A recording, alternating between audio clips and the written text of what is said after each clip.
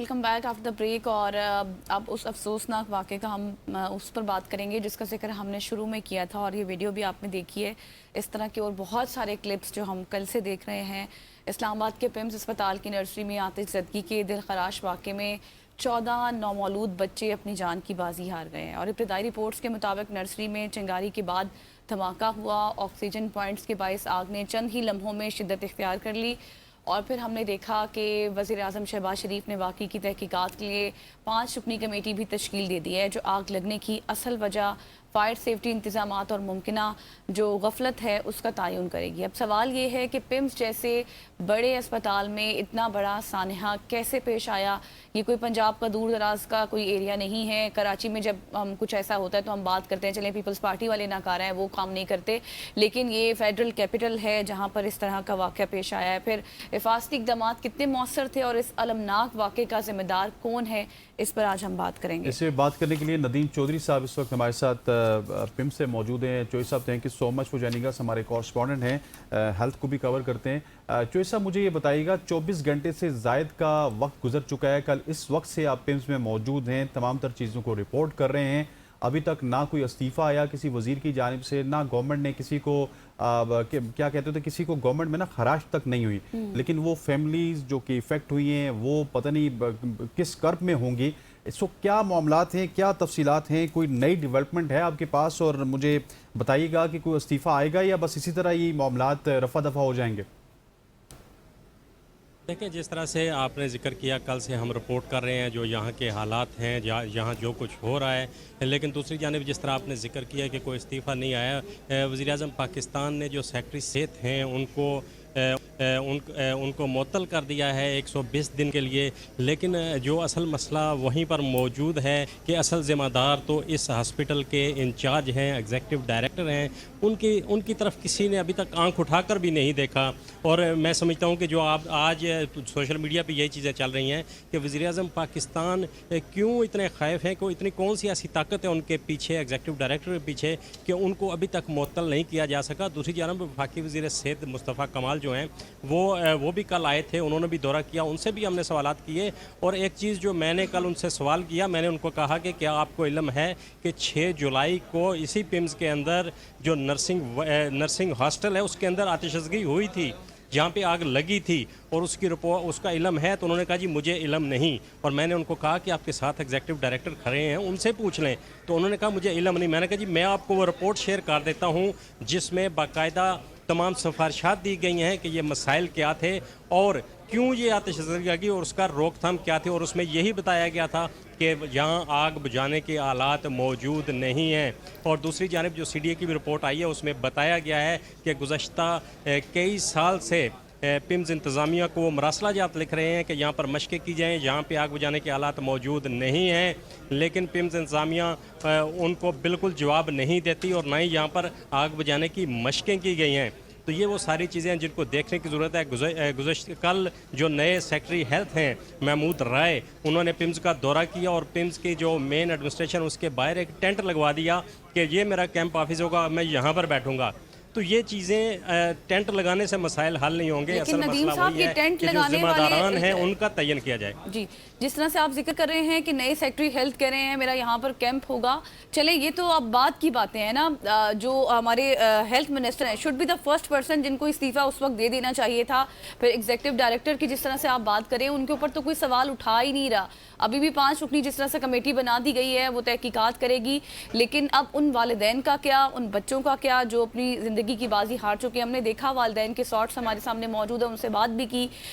वो बता रहे थे कि वहाँ पर लॉक लगा हुआ था। चले ठीक है, लॉक लगाना भी एक ज़रूरी था क्योंकि हॉस्पिटल से बच्चे भी चोरी हो जाते हैं, लेकिन वहाँ पे अमला उस वक्त कहाँ था, ड्यूटी पर कौन था, अमले के हवाले से कितने कोई तहकीकात की है? देखिए, अभी तक सिर्फ एक जो एग्जीक्यूटिव डायरेक्टर ने एक लेटर लिख दिया है अपने मातहत तमाम जो JEDs हैं उनको और डायरेक्टर्स को कि मुझे बताया जाए कि वो उस वक्त कौन मौजूद था ड्यूटी, क्या उनके पास ड्यूटी रोस्टर मौजूद नहीं है, क्या CCTV कैमरे मौजूद नहीं है, वहाँ से चेक किया जाए कि कौन ड्यूटर मौजूद था और कौन नहीं था। और वहाँ पर मौजूद जो ख्वातीन थी उनका यही कहना था कि सिर्फ एक फ़ीमेल नर्स मौजूद थी और जब आग लगी तो वो भी बाहर निकल गई और ताला लगा हुआ था। अगर ताला ना होता तो वालिदैन खुद अपने बच्चों को बचा लेते। और आग के बारे में भी यही बताया कि आग फैलने में 20 से 25 मिनट लगे। अगर आग बुझाने के हालात होते, पिम्स का अमला मौजूद होता, तो उन बच्चों की जानें बचाई जा सकती थीं। लेकिन उस तरफ कोई किसी की तवज्जो नहीं, उस तरफ कोई सोचने को तैयार नहीं है। वफाकी वज़ीर सेहत मुस्तफ़ा कमाल जो हैं वो हफ्ते में 4 दिन हैदराबाद में गुजारते हैं। उनके अपने एमक्यू के मसाइल ठीक नहीं होते, वो सूबे बनाने के में लगे हुए हैं, वो अपने मातहत इदारों पर तवज्जो ही नहीं दे पा रहे।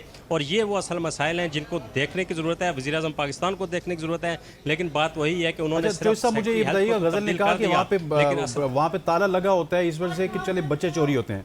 मेरा सवाल ये है कि हम 2026 में रहते हैं, आपको ताले की जरूरत नहीं है, आपको अपनी सर्विलेंस बढ़ाने की जरूरत थी। आप वहां पे सीसीटीवी कैमरास की मदद से सर्विलेंस बढ़ाते।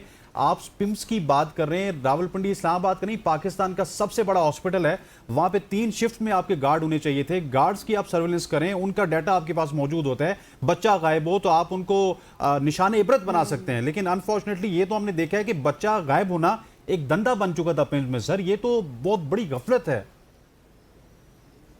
देखिए, जिस तरह आपने गार्ड्स का जिक्र किया, तो जहाँ यहाँ का जो सिक्योरिटी का तमाम निज़ाम है वो उसको ठेके पे दिया जा चुका है। पिम्स के मुलाजमीन नहीं है, वो सिक्योरिटी कंपनी को दिया है कि, और वो गार्ड्स सिक्योरिटी कंपनी के होते हैं। और हमारे ज़राए का यही कहना है कि अगर 50 गार्ड्स ड्यूटी पर शो किए जाते हैं तो 25 होते हैं, 25 की तनख्वाह तकसीम हो जाती है मुबैना तौर पर। तो ये हालात जब होंगे तो आप कैसे चीज़ों को कंट्रोल करेंगे? और सिस्टम को ठीक करने की ज़रूरत है, बजाय इसके कि सिस्टम को ठीक किया जाए। यहाँ एक पूरा माफिया बन चुका है पिम्स का। नीचे ग्रेड 1 से लेकर ग्रेड 20 तक हर बंदा अपनी सीट बचाने के चक्कर में होता है कि मेरी सीट किसी तरीके से बच जाए और प्रमोशन मेरी हो जाए। उनको ना मरीजों से गर्ज है, ना इस हॉस्पिटल से गर्ज है, और ना ही यहाँ आने वाले वो लोग जो लाचार लोग होते हैं, जो अपने इलाज के लिए आते हैं, उनसे इनको कतन कोई गर्ज नहीं है। सही। अच्छा नदीम साहब, अब मुझे ये बताएं कि कुछ तहकीकात सामने आई हैं या फिर अभी भी इन्वेस्टिगेट किया जा रहा है कि ये इब्तदाई तौर पर आग लगी कैसे थी? कुछ लोग कह रहे थे कि कुछ शॉर्ट सर्किट हुआ था, फिर इंक्यूबेटर में उस तरह से कहा जा रहा है ऑक्सीजन ज़्यादा हो गया था। तो क्या असल वजह क्या थी आग लगने की? अच्छा, इसमें ये देखें कि कल जब वज़ीर सेहत आए थे तो उन्होंने कहा जी कि वो एक जो स्प्लिट एसी था उसमें से एक शोला नीचे गिरा, उसकी वजह से आग लगी। ये पिम्स की इंतज़ामिया ने उनको ब्रीफ किया था। लेकिन रात गए जब पिम्स की इंतज़ामिया ने अपनी प्रेस रिलीज़ जारी की, अपना जो एलामिया जारी किया, उसमें ये बताया कि नहीं जी, वो असल वजह नहीं थी। असल जो इंक्यूबेटर के नीचे वाल था उसके अंदर आग लगी थी, जिससे आग फैल गई।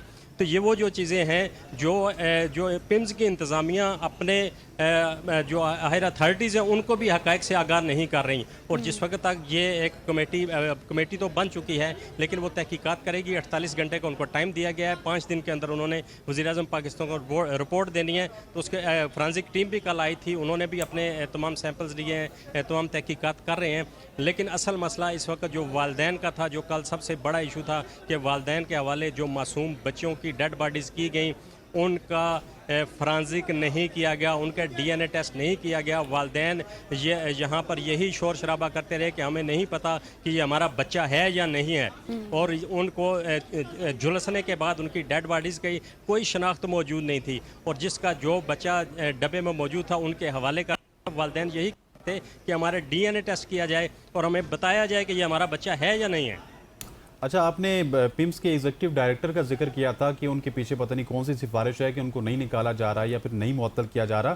तो चोई साहब, क्या आप समझते नहीं है कि इस अलमनाक वाक़या, जहाँ पे नौमौलूद बच्चों का वाक़या है, जहाँ पे 14 या 15 नौमौलूद बच्चे अपनी जान की बाजी हार गए, तो इसमें सिर्फ मुअत्तली नहीं बल्कि इन लोगों को जो भी जिम्मेदारान हैं, मैं कहता हूँ कि क्लास 1 से लेके 20 ग्रेड तक के जितने भी ऑफिसर जिम्मेदार हैं, जितने भी मुलाजमीन जिम्मेदार हैं, उनको सिर्फ मुअत्तली नहीं, निशान इबरत बनाना चाहिए सर। जी, इसमें कोई शक नहीं, वो निशान इबरत बनना चाहिए। लेकिन जिस तरह मैंने जिक्र किया कि 6 जुलाई को भी इससे कबल एक आग लगने का वाक़या पेश आ चुका था। इससे कबल बहुत से ऐसे वाक़यात हुए जो मेडिकल वेस्ट का मामला था। अगर वो तमाम ज़िम्मेदारान को आज सज़ा दे दी जाती तो आज ये वाक़या पेश ना आता। लेकिन जहाँ पर इंक्वायरी कमेटियाँ बन जाती हैं, कमेटी के ऊपर एक और कमेटी बन जाती है, लेकिन उसके नताइज सामने नहीं आते, किसी को करार वाक़ई सज़ा नहीं दी जाती। वो अगर करार वाक़ई सज़ा आज तक दी जा चुकी होती तो आज ये क्या पेश ना आता।